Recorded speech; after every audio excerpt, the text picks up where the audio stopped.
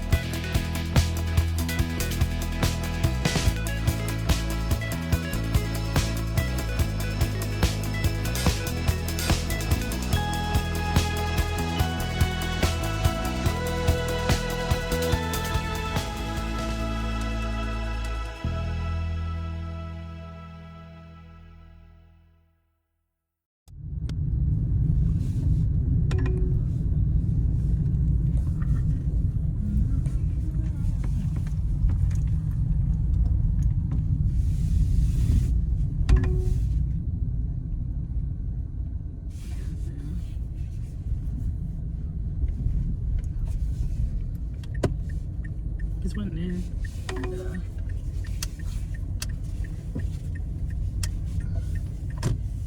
Turn left, then turn left.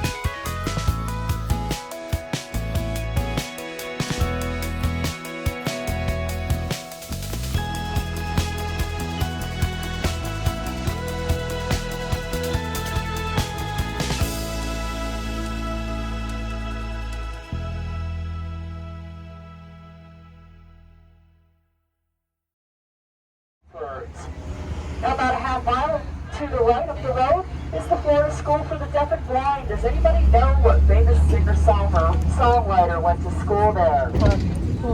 It was not Stevie Wonder. Ray Charles. No, I didn't hear anybody say it. Ray Charles. He went to school there ages 7 to 15. All right, well, we're going to talk about 1513 and Ponce de Leon. See, Ponce de Leon was the governor of Puerto Rico when the natives there tried a pneumatic fountain that would grant eternal youth. They said this fountain was to the north of them on the island of Bimini. So Ponce de Leon set sail looking for the fountain of youth. However, he did not land on the island of Bimini.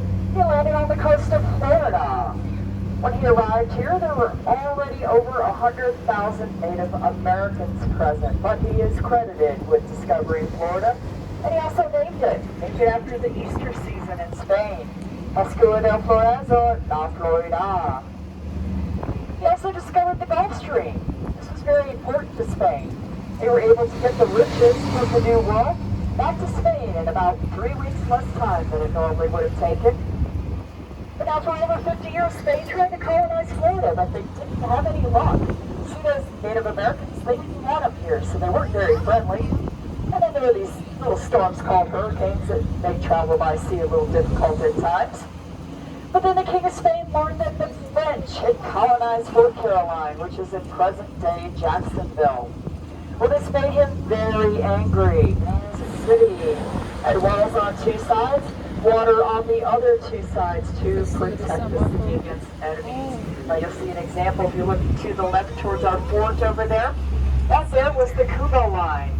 The original one ran all the way from the bay to present-day Cordova Street, which is at the stop sign that we're coming to up here. There was another wall called the Rosario line that ran north and south to the swamps. Now there were little help from the gators and snakes on the south end to protect those borders. But all along these walls, they had oaks dug out, and these plants, like what you see on your right-hand side here, this is the yucca plant, also known as the Spanish bayonet. Also along these walls, you can find these structures, like what's coming up on your right-hand side. This is a recreation of the Santo Domingo redoubt, but there are several redoubts all along these walls. Notice those openings there. That's where the cannons were kept. They kept them manned 24 hours a day, 7 days a week. Well, I'm going to jump ahead in time a little bit. This building coming up on your left-hand side. This was the 1910 Orange Street Schoolhouse. Kids grades 1 through 12 attended school here.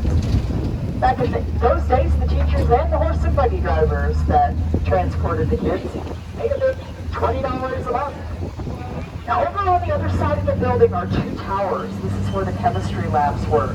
They kept them separate from the rest of the school, just in case there was a mishap. Well, I'm happy to report those towers are still intact over there. This building here on your right is the historic downtown parking garage.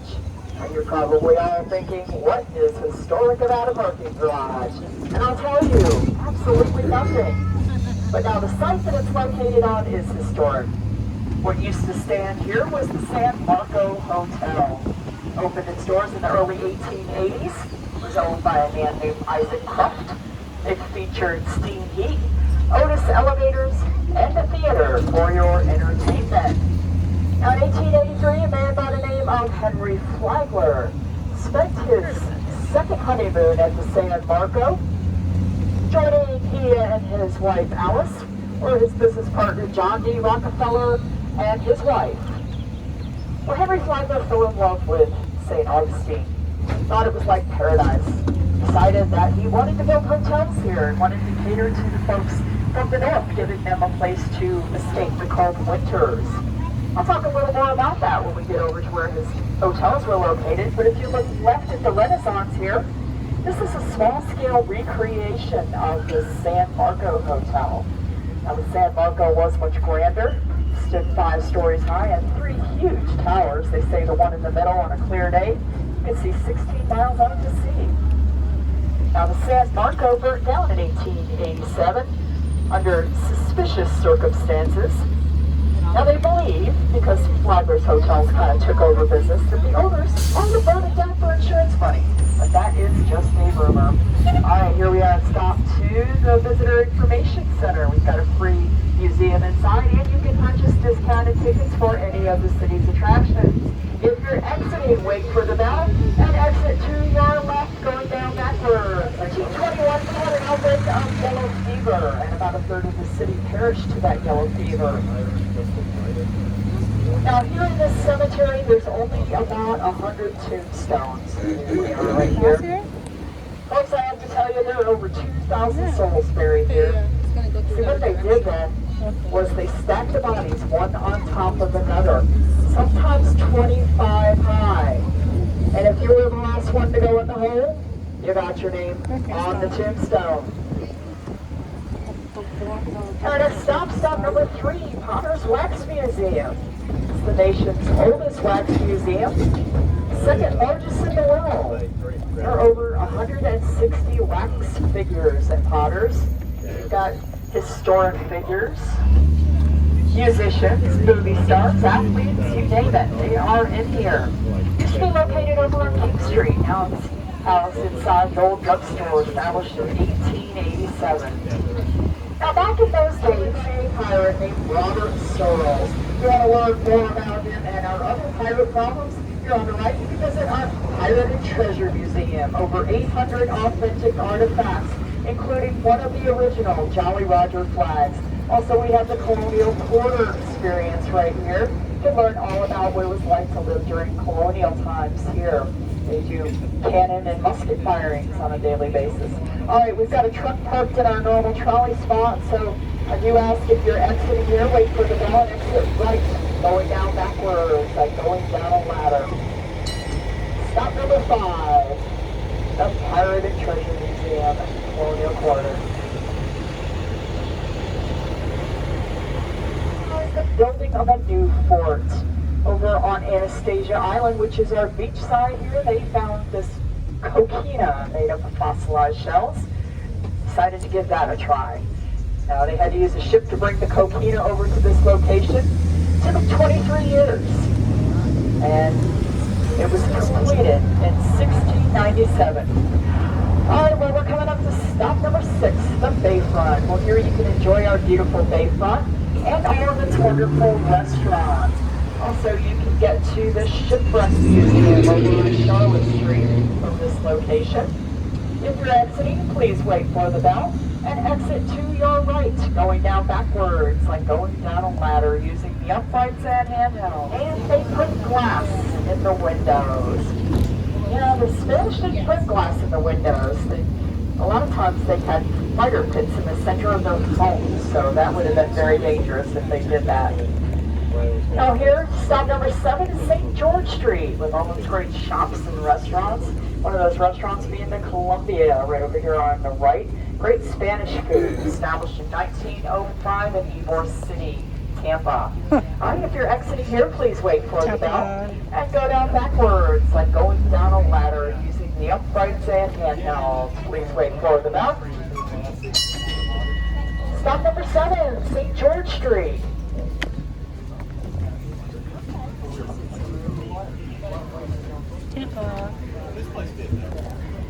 This indigo plantation in New Smyrna.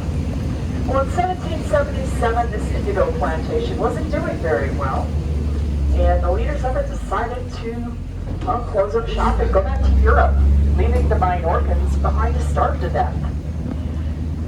Well, a priest named Father Camps marched them north, and they settled right here in this section of the city.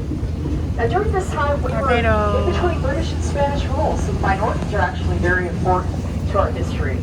Because of them, we are the oldest continually occupied European settlement in the United States.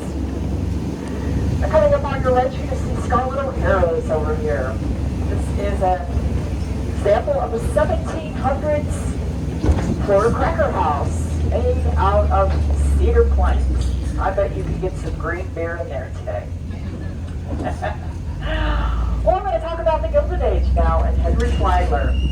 Now, Henry Flagler stayed here in 1883 when he was on his honeymoon. Loved this place, decided he wanted to build hotels. Well, one of the things he needed in order to do that was property. Well, on one piece of property was this little church called the Olivet Methodist Church. He really wanted that piece of property, so he met with the congregation.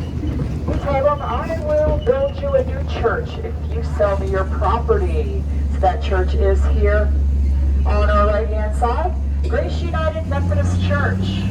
Henry Flagler paid $84,000 to have this church built in the 1880s. Gave him another $4,000 for their property, and everybody was happy. Once we get over to that hotel, I'll explain to you why that piece of property was so very important to him. But now the church community, they were really liking Henry Flagler. He did a lot of things to help different congregations out. In fact, when the Cathedral Basilica had burned down, he actually paid to have a new bell tower built in that church. Well, when the Baptists heard about all this, they said, hey, Mr. Flagler, what about us? We want a new church. At first he told them no. Then I guess he thought about it. So I tell you what, you save the money for the building and I will donate the property. Well, here on your right is that church, the Ancient City Baptist Church. Flagler had one request of the Baptists, He asked them not to put a bell in their bell tower. Still today, this church has no bell in the bell tower, giving it the Nobel Peace Prize. But on a more serious note, coming up to Flagler Memorial Presbyterian Church. Before we talk about that, it's taking us a little longer here. This house here on the right actually belonged to the president of the Florida East Coast Railway. Henry Flagler had this built for him. He wanted him to stay in Florida and run his railroad. And so that's how we enticed him building that house right there. But now this church here, Flagler had a daughter named Jenny Louise, who died while giving birth to her little girl, Marjorie. Baby Marjorie only lived a few hours. Well, broken-hearted Henry Flagler contacted his builder. He said, if you could build me a church in less than a year, the job is yours. This church was completed in 361 days. This way, he could have a celebration of life for his daughter and granddaughter. Inside this church, you can find the crypts of Henry Flagler, his first wife, Mary, Jenny Louise with baby Marjorie in her arms. Now that dome there is modeled after St. Mark's in Venice. Alright, if you're exiting here, please wait for the bell and exit to your right if possible. Going down backwards, like going down a ladder using the uprights and handhelds. Please wait for the bell. Stop number 8, Flagler Memorial Presbyterian, so everyone can enjoy the tour. Well, I'm going to continue talking about Henry Flagler as we went to the campus here at Flagler College. This wasn't always Flagler College. This was his very first luxury hotel, the Ponce de Leon. Opened its doors in 1888. It was the first of its kind. It had running water and electricity in each one of its rooms. Folks, this was 5 years before the White House. Notice this building here on our right. There's a very large smokestack there. This is where the generators were located. The generators were installed by Thomas Edison and Company. Nowadays you can find them at the Smithsonian in Washington, D.C. 10 would be the museum we could get off. Now people were afraid of electricity back then. Huh? Okay, now. We're here. You know, they didn't know anything about it. So Wesson actually had to hire people just to turn the lights on and turn them Yeah, he said just off. stay on for the They were whole called tour and switchers. do it again. That's all they did. 10:38. That sounds pretty boring. I wonder if they ever got burned out. Ponce de Leon was a seasonal hotel. The season was December to late March, early April. And if you were going to stay here in 1888, you had to pay for the whole season. And that was going to run you $9,000. Now there were 5 exceptions to this. 5 sitting presidents stayed at the Ponce de Leon for free. The last one being LBJ in 1964.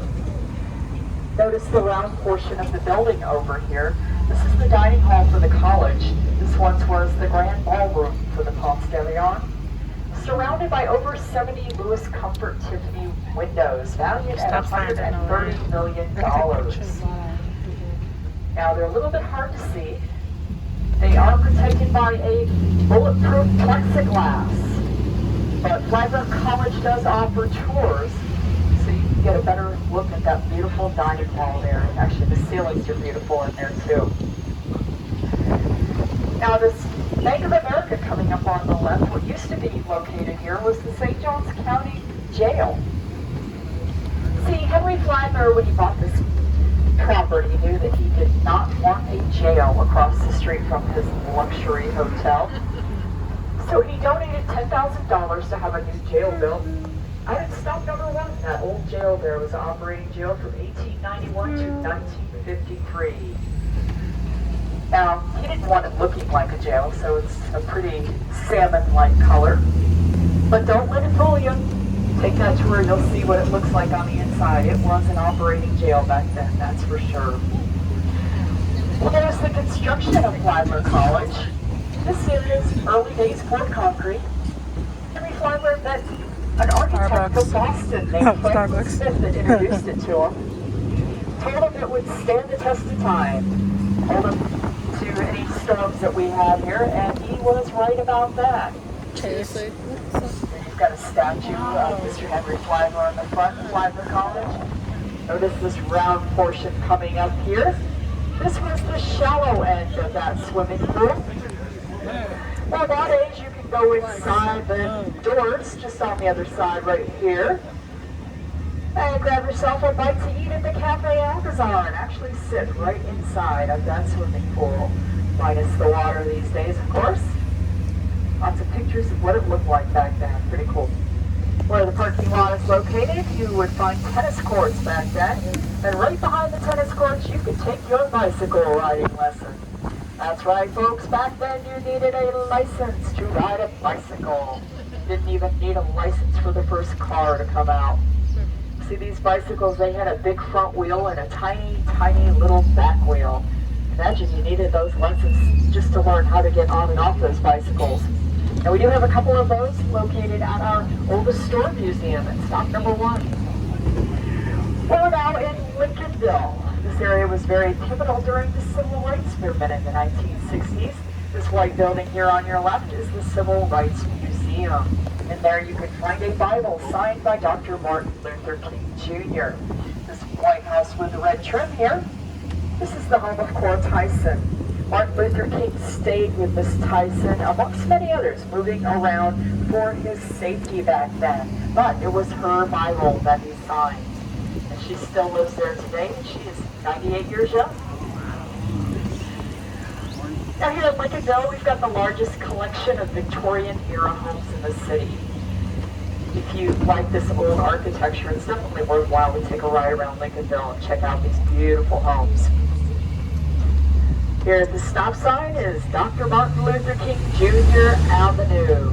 There are only 2 avenues in the United States. The other one is located in Atlanta, Georgia. And what's special about him is he actually marched on these streets. Coming up on your left, you're going to see a blue home in disrepair. This here was the first of 2 plantation homes here in the city. This was the Yalaha, meaning orange, the Yalaha plantation. Now it has been purchased and they are restoring it. I'm looking forward to seeing all those changes. Now the original owner was P.B. Dumas, half brothers with Alexander Dumas, who wrote The Three Musketeers and The Count of Monte Cristo. This blue home with the white trim here on our right was the home of Dr. Frederick Wheat. Dr. Wheat, he was the personal physician to Chief Osceola of the Seminole tribe during the time that he was held captive here at our fort, now known as Castillo. Back then it was Fort Marion. Now Dr. Wheat, after Osceola died, earned himself the nickname Weird Wheat. Did some really, really odd things. If you want to learn about that, well, you can take our Ghosts and Gravestones tour.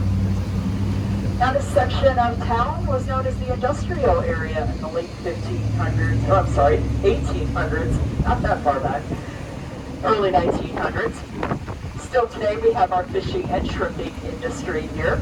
Back then we had Florida's largest ice plants as you headed down south. But South Florida and Key West did some building down there. So, and it's very generous. He just said, Palm Beach, he had a beautiful home. Thank you for letting me know that. I hadn't seen that before. Yeah. Did he have a home in Key West also? Yeah, that's what I thought. My understanding is he passed away in Key West, but his body is at the Florida, or the Flagler Memorial Presbyterian Church inside there. I'll let you pick. So, yep, Flagler did a lot all down the East Coast. We're coming up on our left. We had burgers yesterday. The plantation homes left here in the city. This one is known as the Markland House. This one is definitely in better shape than that one in Lincolnville, the Yalaha plantation. You'll see the white picket fence up here. This was built by Dr. Andrew Anderson Sr. And he died of yellow fever shortly after it was completed, leaving it to his wife Clarissa. Here it is right here on the left. Now after his death and leaving it to his wife, we had a couple of freezes that ended up killing all the orange trees here. They were the blood red oranges that came from Spain. So she had to figure out another way to make ends meet and turn that into a boarding house. And then after her death, left it to their son, Anderson Jr. He added on to the house. 2 houses were the homes of Cora Tyson and May Kelly. These 2 ladies were civil rights activists who provided those 2 houses. These ladies provided shelter to civil rights leaders such as Dr. Martin Luther King Jr., who will come down here to St. Augustine from out of state, secretly spent the night at their homes, at those two houses, and they conduct peaceful protests here in St. Augustine the next day. Peaceful protests against the unfortunate segregation that our fellow Americans, those of African descent, were going through at the time. Yes, Dr. King had those two houses back there. And guess what? I had to get rid of Lucy. What's wrong with Lucy?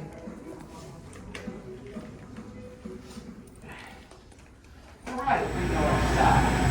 Chocolate chips standing on the table like a track. Automatic trade good fish. Pretzels, marshmallows, carrots, puffs, Oreos, nuts, orange slices, ginger, apricot, whatever. They are going to cover County Road. Chocolate, excess chocolate was pressed back into chocolate cake, then sprinkling in caramel.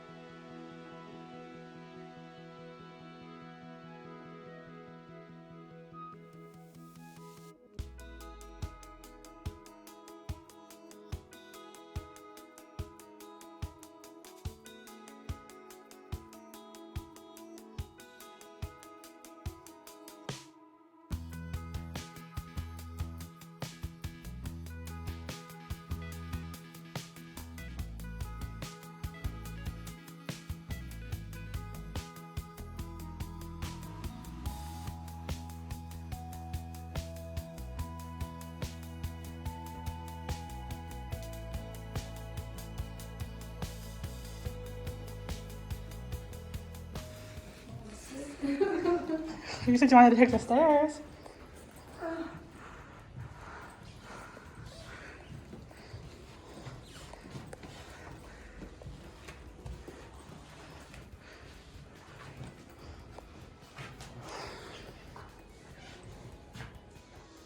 My heart rate's 112. Is that normal? I need to work out more. This looks like this used to be a shower. Huh? This looks like this used to be a shower. Is it? Yeah. Wow.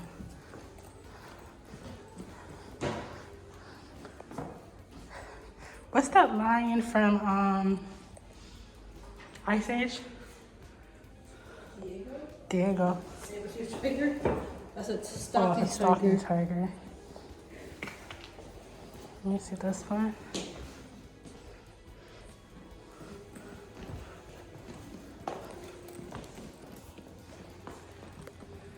Look at this one. Can we walk in there or no? That does not look stable. This is a former. Are we allowed to go in there? Yeah. You go first.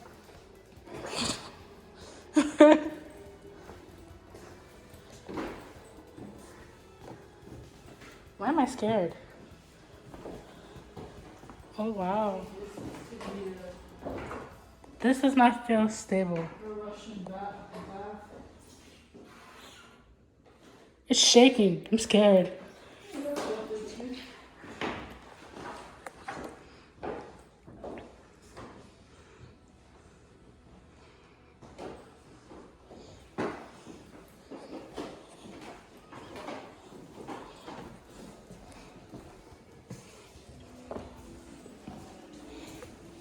It's not very sturdy in there. It's not bad. Yeah, like creaking and stuff like that. Right?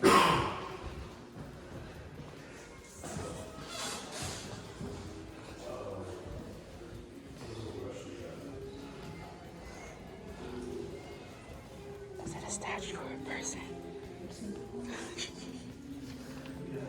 Look at all the crystals. These are all. She's not moving. She's not moving.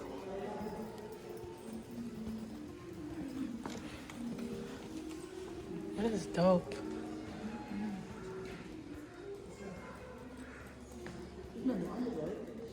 Yeah, right? I guess I heard The inscriptions are. on the other side. Oh, let's go on the other side.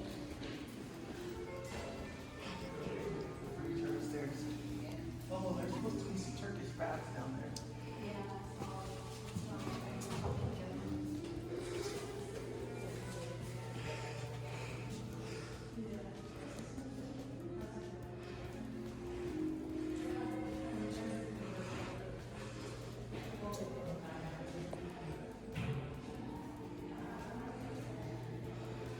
Ah! Chicken.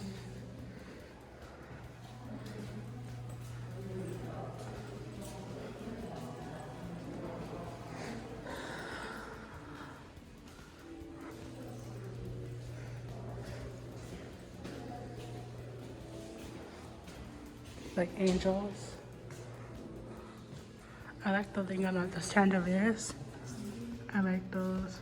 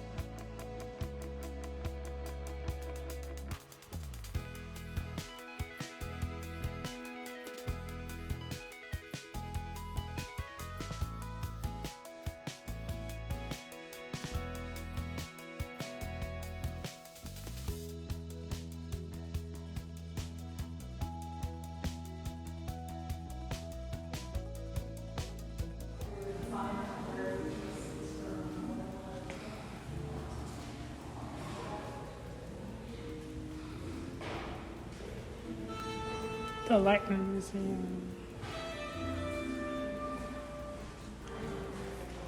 Oh, it says please touch. Chelsea.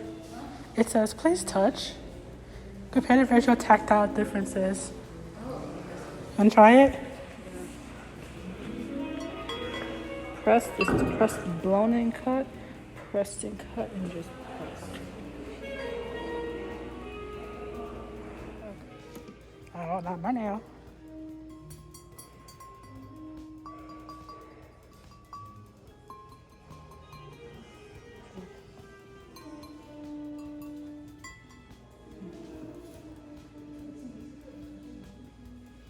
Huh? Is that pretty?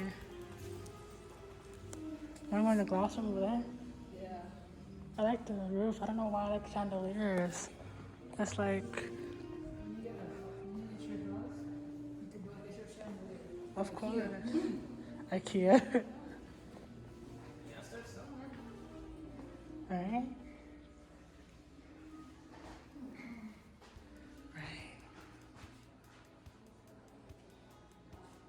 If you're interested in a certain wall, you look up, you find the middle here.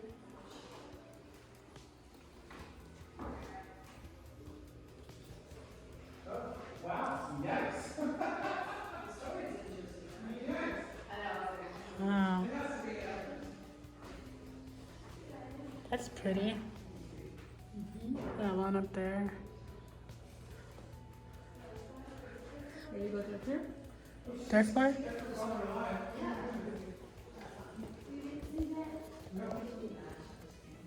Oh, okay. I would not have known this story. Wow. The things you learn.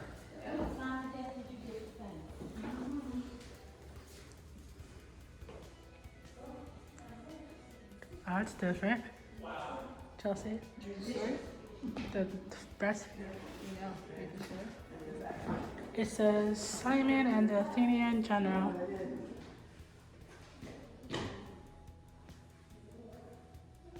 Para has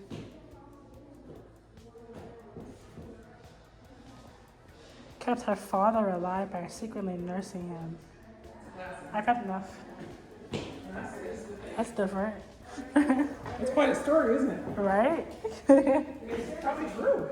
Right?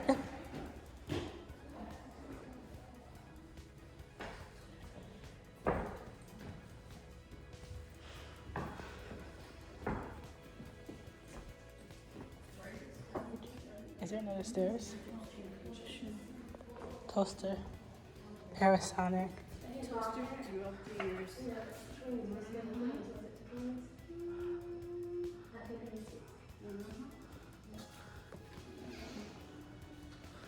Palm Beach. Gotta make our way to Palm Beach. It's gonna be warmer than here. You want to know?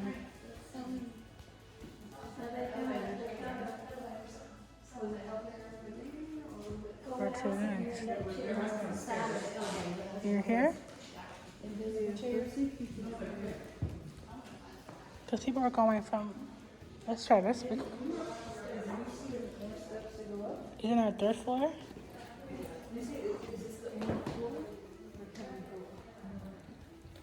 I remember when we came up, we just turned.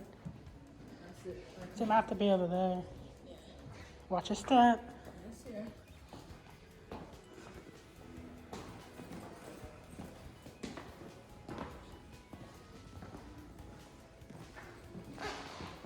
Just chocolate tour, kind of record there. Charlie's ticket and the lightning sticker. These girls are going on. Up. Don't close on me. And this hold this much people. Huh?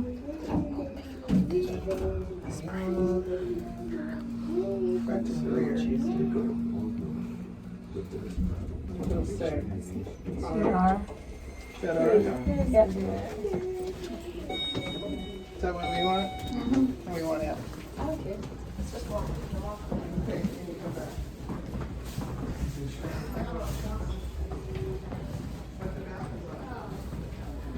Keep going. Make sure it's sturdy.